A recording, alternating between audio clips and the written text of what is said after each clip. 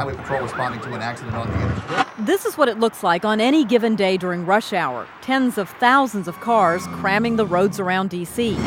Brian Mannix sits in that traffic every day. Nearly 20 years ago, he and his wife moved out to what was the country, Buckland, Virginia, about 45 miles west of Washington. I sure get nostalgic when I'm sitting on I-66, wondering where all these houses and all these cars came from.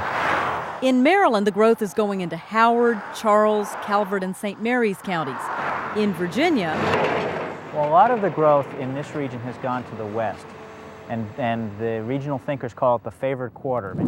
Loudoun County has clearly been part of the favored corridor. In the past decade, the population there has more than doubled. Townhomes and strip centers have replaced open, rolling hills. Other folks looking for more affordable housing are going farther and farther out. I mean, as far out as Huntfield, which is a development in Charlestown, West Virginia. Some people talk about them going as far as Pennsylvania. Prince William County is feeling the squeeze. And now in Fauquier, around Gainesville, old farms are making way for new developments.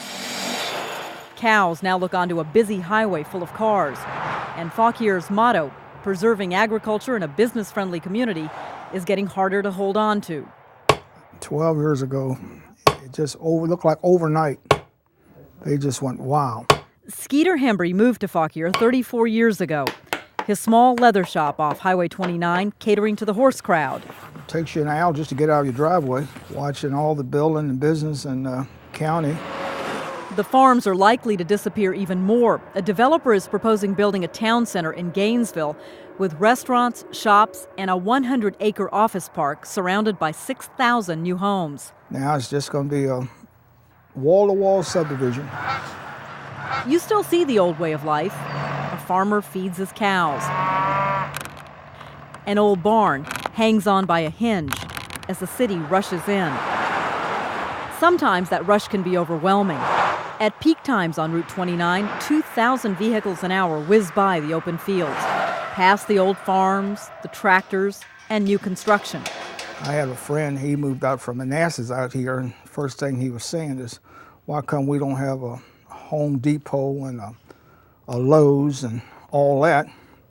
I say, because we don't. And then he go, oh man, they got to drive to Manassas to get everything. And I say, now you got it, now look at the traffic. I say, it takes me 20 minutes to go to Manassas one time to pick up my stuff, and I didn't mind that, then come back out to a nice country home.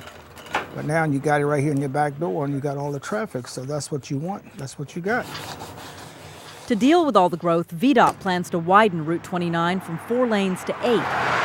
And as the city creeps ever closer, I'm gonna move west. I'm going further west, anywhere I can afford to go. People like Skeeter Hembry and Brian Mannix wonder just how far they'll have to go to find the country. You know, at some point when we retire and I don't have to commute on I-66 anymore, we might move further out and find some place that's still, where you can still see all the stars at night. 3 cars involved. Earlier accident, car load. A lot of headlights, a lot of volume as you make your way up